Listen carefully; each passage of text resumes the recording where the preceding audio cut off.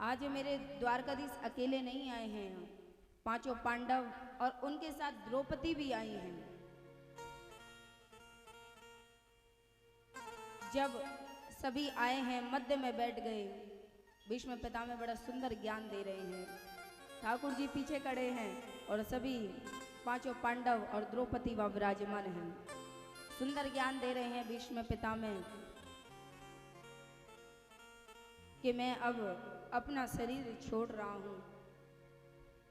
कृष्ण के जाने के बाद यहाँ कलयुग का प्रभाव पड़ेगा। मेरी प्रार्थना है कथा बहुत ध्यान से सुनिए। और राज्य को किस प्रकार से चलाना है, किस प्रकार प्रजा का पालन करना है, किस प्रकार नारी का सम्मान करना है, ये सब ज्ञान अर्जित करा रहे हैं। जब बात नारी के सम्मान की आई तब द्रौपदी की हंसी छूट गई। द्रौपदी हंसने लगी और जब वो हंसने लगी तो भीष्म पितामह जी ने प्रश्न किया कि द्रौपदी आप, क्योंकि अचानक कोई भी स्त्री बड़ी सभा में जब जहाँ ज्ञान की चर्चा चल रही हो वहाँ उसकी हंसी, आश्चर्य की हंसी प्रश्न का उठाती है। तो भीष्म पिताजी ने पूछा कि आपको हंसी क्यों आई? तो द्रौपदी जी कह रही हैं, आज आप बड़ी बड़ी बातें कर रहे हैं, आज नारी के सम्मान की बात कर रहे हैं, और जब मेरा चीर हरण किया जा रहा था, जब दुशासन मेरे वस्त्र को उतार रहा था, तब आपका ये नारी का सम्मान कहाँ गया था? तब आपका ये सुंदर ज्ञान कहाँ चला गया था? मैं पूछना चाहती हूँ आपसे। इसलिए जब आपने नारी के सम्मान की बात करी तो मुझे हंसी छूट गई। सम्मान की बात वो कर रहे हैं, मैं आपके पास भी आई थी परंतु आपने मेरी रक्षा नहीं करी। भीष्म पितामह उस वक्त हिचकी भरकर रोने लगे कि द्रौपदी मैं जानता हूं और तुम कह भी सकती हो। उस वक्त मैं दुर्योधन का कार्य में था, उसके राज्य में था और उसके राज्य का अन्न खा रहा था, और भैया जैसे खाओगे अन्न वैसा रहेगा आपका मन। तो मैं उस वक्त दुर्योधन के यहाँ का अन्न खा रहा था और उस अन्न से मेरी बुद्धि मलिन हो गई थी, मैं चाहकर भी कुछ नहीं कर पाया। परंतु जब अर्जुन के 100 बाणों की सैया पे आज मैं लेटा हुआ हूँ, जो 100 बाण मेरे शरीर में लगे हैं, एक एक करके वो पाप इस रक्त के द्वारा बह चला है और इसके अंदर सिर्फ ज्ञान के अलावा कुछ नहीं रहा। इसलिए मैं तुम्हें ये सुंदर ज्ञान दे रहा हूँ।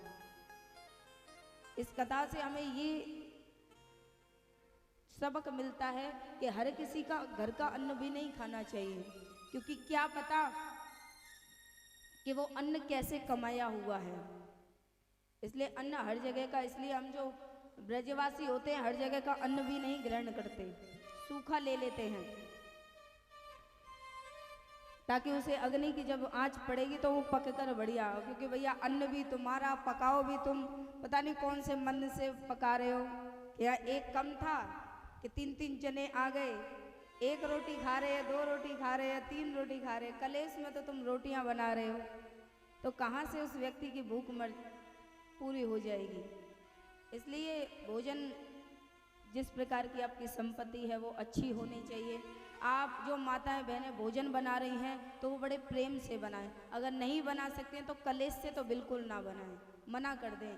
क्योंकि आप अगर कलेश से भोजन बनाएंगी तो जो खाने वाला होगा उसके अंदर भी कलेश आ जाएगी। इसलिए क्रोध में कभी ना बनाएं, रोते हुए भोजन ना बनाएं, हमेशा भगवान का नाम जप करते रहें। हरे कृष्ण कृष्ण कृष्ण हरे हरे, हरे राम राम राम हरे हरे। हमेशा भगवान नाम का जाप करते हुए बड़े शुद्ध रूप से भोजन बनाएं। माताएं अगर पूजा ना भी करें तो भी चलेगा, क्योंकि वो 24 घंटे में से कम 15-20 घंटे तो ले ही लो। जिस दिन संडे होता है उस दिन तो पूरा ही दिन ले लो कि वो चूल्हे के पास खड़ी ही रहेंगी, कभी ये पकवान कभी वो पकवान। तो एक भूखे व्यक्ति को भोजन कराती हैं माता, तो ये यज्ञ के समान है, क्योंकि उनके अंदर एक भूख की अग्नि जल रही है और आपने सुंदर स्वादिष्ट भोजन बनाकर उनको परोसा है, जिससे खाकर वो तृप्त हो गए, तो शुद्ध आत्मा से शुद्ध आशीर्वाद निकलेगा और जिससे आपका भी मन प्रसन्न होगा और खाने वाला का भी प्रसन्न होगा। इसलिए शुद्ध आत्मा से कार्य करें। आज भीष्म पितामह को दर्शन दिए हैं। श्रीमद् भागवत महापुराण के प्रथम स्कंद के 9वें अध्याय में आज भीष्म पितामह ने अपना शरीर त्याग दिया है। आगे सूत जी महाराज कथा श्रवण करा रहे हैं कि द्वारका दीस अब द्वारका में जा रहे हैं कि भैया यहाँ सब आनंद में है, सब सुख में है, सब लाइन से मिलने के लिए खड़े हो गए। अर्जुन को बड़ा प्रेम दिया है, गुरु शिष्य का नाता बना रहे। द्रौपदी को बहन का प्रेम दिया है। सुभद्रा को अटल सौभाग्यवती रहने का वरदान दिया है। भीम जी को वरदान दिया है कि आपकी भूख, ये ऐसा आशीर्वाद देता हूँ कि आपको ज़्यादा भूख नहीं लगेगी, ऐसा आशीर्वाद दिया है। सबको कुछ ना कुछ देते हुए जा रहे हैं। और जब कोने में देखा है तो कुंती मैया वहाँ अश्रुधारा बहा रही हैं। कृष्ण कहते हैं, द्वारकाधीश कह रहे हैं, बुआ आप क्यों पीछे खड़ी हैं, आप भी कुछ मांग लीजिए। तब कुंती आंसुओं को छुपाती हुई आती हैं, कहती है, द्वारकाधीश हे देव की नंदन, मैं तुमसे कुछ मांगना तो नहीं चाहती, पर अगर तुम देना ही चाहते हो तो मेरे जीवन में मुझे बहुत दुख दे दो, मेरे जीवन में मुझे बहुत दुख दे दो। जब ये सुना है तो आज द्वारकाधीश आश्चर्य में हो गए कि बुआ आप मुझसे दुख मांग रही हैं, आपका जीवन सुख में रहा कब है जो आप मुझसे दोबारा दुख मांग रही हैं। भरी जवानी में आप विधवा हो गई, संतान आपके खुद के नहीं है, संतान आपको 5 देवताओं के द्वारा, क्योंकि माता कुंती को वरदान था, एक मंत्र दिया था सूर्य भगवान ने, एक मंत्र था, उस मंत्र को जाप कर कर ये 5 पांडव, और उससे पूर्व कुआरेपन में भी एक कर्ण जैसा पुत्र इन सूर्य भगवान की कृपा से प्राप्त हुआ था। अब बता रहे हैं द्वारकाधीश कि माता भरी जवानी में आप विधवा हो गई, आपके पुत्र तो हुए परंतु आप उनका वात्सल्य प्राप्त नहीं कर पाई, उनकी बाल्यावस्था आपके सामने नहीं हुई। पूरा जीवन उन्होंने युद्ध के लिए अपना लड़ा दिया, सीखने के लिए गुरु द्रोणाचार्य जी के पास चले गए। पति का सुख आपको प्राप्त नहीं हुआ और जब जीवन में थोड़ा सुख आया है तो अब आप फिर जीवन में दुख मांग रही हैं। कहती हैं कुंती कि बेटा मैं इसलिए मांग रही हूँ क्योंकि मैंने देखा है जब जब मेरे जीवन में दुख आया है तुम तब तब मेरे समीप रहे हो, और अब देखो ना जब यहाँ सब कुछ पूर्ण हो गया, सब सुखमय हो गए, तो तुम मुझे छोड़कर जा रहे हो। तो मतलब जब जीवन में दुख हो तो हम तुम्हें याद करते हैं और कृष्ण उस दुख को दूर कर कर हमें सुख में प्रदान कर देते हैं और हम भगवान को भूल जाते हैं। ऐसे बहुत से लोग हैं, जब बेटे का विवाह होता है तो भगवान को हम थोड़ा सा भी याद नहीं करते, और जब बेटी का विवाह होता है तो भगवान के पास पहले जाते हैं कि कार्ड पहले भगवान के पास जाना चाहिए कि वो आ गया ना तो भात भी वही बढ़ देगा, टेंट भी वही लगवा देगा।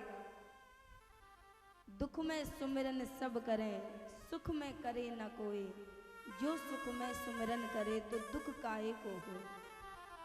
पर हम उल्टे हैं, भगवान तू सुख दे जा, फिर दोबारा पलट के आए या नहीं आ।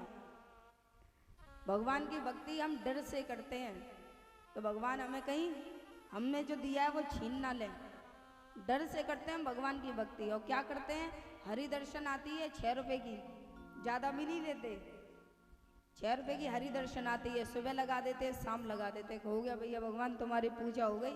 अरे कलयुग में हम इतना ही कर ले रहे, यही बहुत है। कलिकाल में ये करते हैं हम। और जब जीवन में दुख आ जाए, बेटी की शादी नहीं होती, अगर बेटी की शादी हो गई तो संतान नहीं हो रही, तो भगवान को याद है, भगवान कैसी किस्मत बनाई है, उसने नहीं बनाई है, तुम्हारे खुद के कर्मों ने बनाई है। इसलिए भगवान को दोष मत दो, दोष अपने आप को दो कि हमारी सेवा में, हमारी पूजा में, हमारी पुकार में कुछ कमी रह गई है। तो आज कुंती ने दुख मांगा है, ठाकुर जी ने आशीर्वाद प्रदान करते हैं और कहते हैं कि आप हमारी भक्ति में परिपूर्ण रहोगे। आशीर्वाद देकर चल दिए हैं द्वारका की ओर। आगे सौनकादि ऋषियों ने सूत जी महाराज से प्रश्न किया है कि भगवान आप हमें उत्तरा के गर्भ की जो रक्षा करी है भगवान ने, उसकी कथा श्रवण कराइए। अब सूत जी महाराज 88,000 ऋषियों को उत्तरा के गर्भ की जो रक्षा करी थी अंगुष्ठ रूप में, उसकी कथा श्रवण करा रहे हैं कि गर्भ की रक्षा करी है तो रक्षित। तो जब उत्तरा के गर्भ से जन्म हुआ है तो एक सुंदर पुत्र का जन्म हुआ है।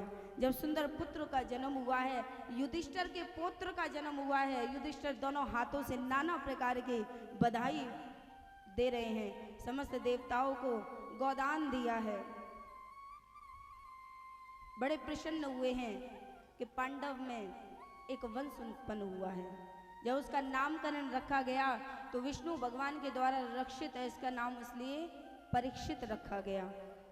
बोलिए राजा परीक्षित जी की जय हो। क्योंकि भैया हर कोई परीक्षित भी नहीं बन सकता। आज परीक्षित जी हैं तो हमें ये श्रीमद् भागवत कथा सुनने को प्राप्त हो रही है। तो राजा परीक्षित जी का प्राकट्य हुआ है। समय बीतता गया, जैसे समय अनुसार है समय बीतता गया। परीक्षित जी का विवाह इरावती से करवा दिया गया। अपना जीवन वे यापन कर रहे हैं। समय बीता, उनके 4 पुत्र हुए हैं। जन्मेजय उनके बड़े पुत्र हैं, आदि 3 पुत्र और हुए। आज परीक्षित जी बड़े निपुण हैं, बड़े ज्ञानवान हैं, बड़े ज्ञानी हैं, बड़े उनके राज्य में सब सुखी हैं, कोई दुखी नहीं है। बड़े प्रसन्न होकर प्रभु श्री राम की तरह राज्य कर रहे हैं। एक दिन राजा परीक्षित जी दिग्विजय की ओर निकले हैं। दिग्विजय की ओर निकले हैं युद्ध के लिए। जब युद्ध के लिए गए हैं तो मध्य में उन्होंने एक आश्चर्यचकित दृश्य देखा। क्या देखा कि एक धर्म का रूप लिए एक बैल है।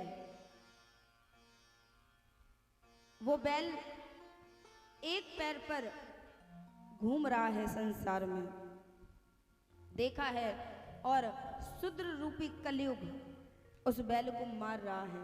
ये देखकर पृथ्वी माता, गौ माता अश्रु बहा रही है। जब ये देखा है, अपने घोड़े से उतरकर क्रोध कर रहे हैं, ये कौन है जो इस प्रकार बैल पर अत्याचार कर रहा है, उसे पीट रहा है और पीट पीट कर उसके 3 पग तोड़ दिए हैं और एक पैर से असहाय होकर वो चल रहा है। क्रोध आया है परीक्षित जी को और घोड़े से उतरकर और जैसे ही उस पर बाण साधा है, उसे मारने का प्रयास किया है कि तुझे मेरे राज्य में किसने सहारा दिया, तू मेरे राज्य में कैसे आ गया, मेरे राज्य में सब भली भांति रहते हैं और तू ऐसा घिनौना पाप कर रहा है। बिना आपत्ति करे आप धर्म को छोड़ नहीं सकते और वो धर्म को छोड़ रहा है। जब तक तुम पर कोई आपत्ति नहीं आए आपको धर्म नहीं छोड़ना है, परंतु जब कोई आपत्ति नहीं है तो तुम क्यों धर्म को मार रहे हो। बड़ा क्रोध कर रहा है। राजा परीक्षित जी ने जैसे ही निशाना साधा है, कलयुग रूप में आकर चरणों में प्रणाम कर रहा है कि हे राजन, आप मुझे मत मारिए। मेरे में एक बहुत बड़ा गुण है, मैं कलयुग हूँ। गुण है तुझ में, मैंने तो तेरे अवगुण ही देखे हैं, गुण क्या है तुझ में। तो कलयुग कह रहा है कि कलयुग केवल नाम आधारा, सुमर सुमर नर उतर ही पारा। मेरे में एक बहुत बड़ा गुण है।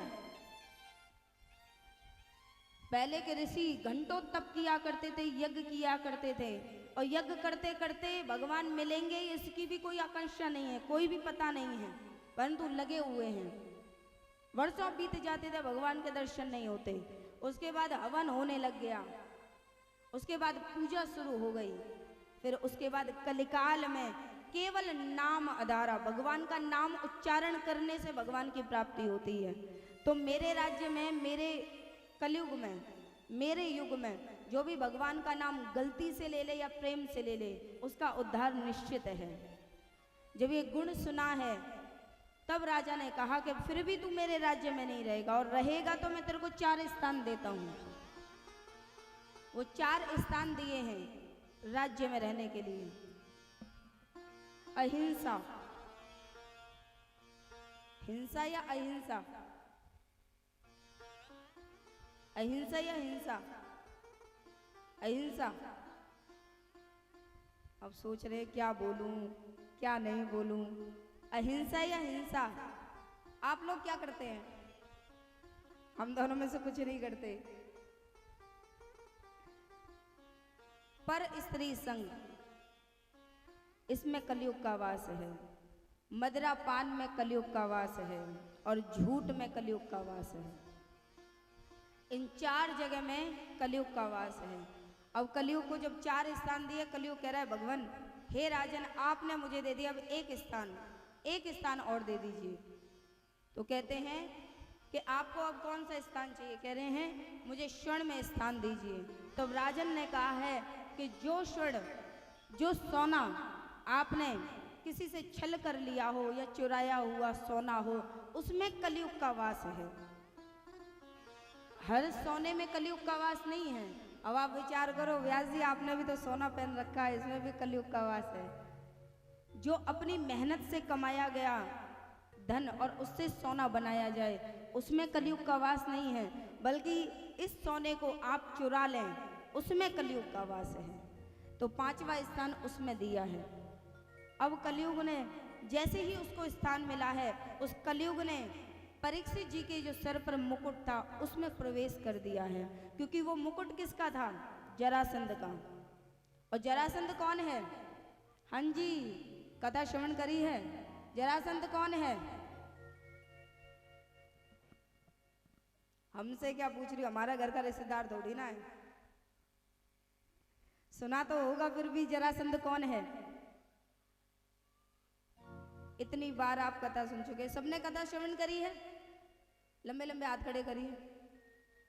अब आप लोग ही बताओ मुझे, जरासंध कौन है? एक पुरुष है और भागवत में उसका नाम लिखा है, इससे ज्यादा हम जानते ही नहीं। वो कंस का ससुर है जरासंध, और जिसकी माता का नाम है केतनी। जरासंध की माता का नाम है केतनी। उसने माता काली की इतनी उपासना करी, इतनी उपासना करी कि अपने शरीर के 2 टुकड़े कर दिए उसने मैया को चढ़ाने में, कि मुझे ऐसा दिव्य आत्मा वाला पुत्र दो जो इसे कोई मार ना सके। अपने टुकड़े करने प्रारंभ कर दिए थे केतनी ने, और एक एक कर कर जलाना आरंभ किया है, परंतु एक भी टुकड़ा जल नहीं रहा। और उसमें से एक पुत्र उत्पन्न हुआ है जिसके 2 टुकड़े थे। उस 2 टुकड़ों को केतनी ने अपने मंत्रों द्वारा जोड़ा है। और जरासंध के 2 टुकड़ों में जब भीम इनका वध कर रहे थे तो 2 बार बीच में से चीर दिया, पर और इधर फेंका, फिर वो जुड़ जाता। भीम जी सोच रहे हैं भैया अब कैसे इसका वध किया जाए। तब ठाकुर जी ने एक तिनका उठाया और तिनका उठाकर बीच में से चीरकर ऐसे फेंक दिया। तभी भीम समझ गए भैया इनको ऐसे नहीं ऐसे फेंकना है। अब भीम जी ने इनको पकड़ा दोनों पांवों से और बीच में से चीरकर एक हिस्सा इधर फेंका, एक हिस्सा इधर फेंका, तब जाकर उसका वध हुआ है जरासंध का। इसलिए बड़े ध्यान से सुना करो कथा को। अब मेरी नाक मत कटवा देना, अगला कोई भी आता है कथा श्रवण कराए और आपसे कुछ पूछ ले तो उन्हें बता देना।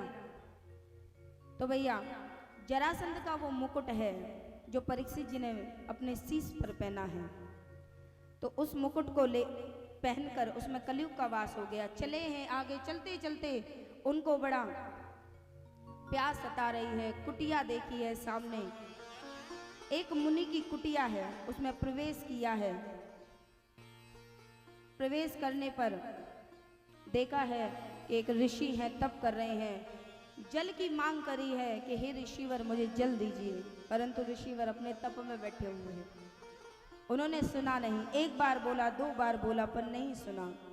तीसरी बार में जब बोला है तो परीक्षित जी ने देखा कि ये मेरा अपमान है, ये मेरा अपमान कर रहे हैं। राजा का अभिमान आ गया मन में और मरा हुआ सर्प उनके गले में डाल दिया और वहां से चले गए। जब मुनि के गले में सर्प डाला है तो उनके पुत्र वहीं खड़े थे।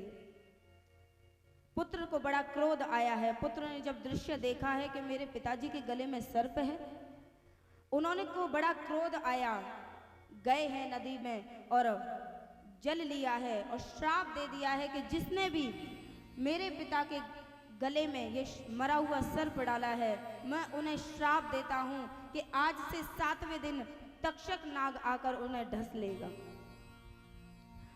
और जिस मुनि के गले में सर्प डाला था मरा हुआ वो श्रृंगी ऋषि थे, जो वो श्रमिक ऋषि थे और उनके पुत्र थे श्रृंगी मुनि।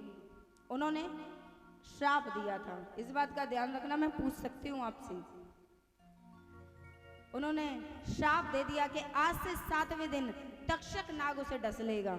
जब ये बात पता चली है, कुछ समय बाद मुनि के नेत्र खुले। जब उन्हें पता चला कि उनके पुत्र ने राजा को श्राप दे दिया, तो राजा ने अपने पुत्र पर बड़ा क्रोध कर रहे हैं कि तुम्हें पता है तुमने किसको श्राप दिया है? तुमने राजा को श्राप दिया है।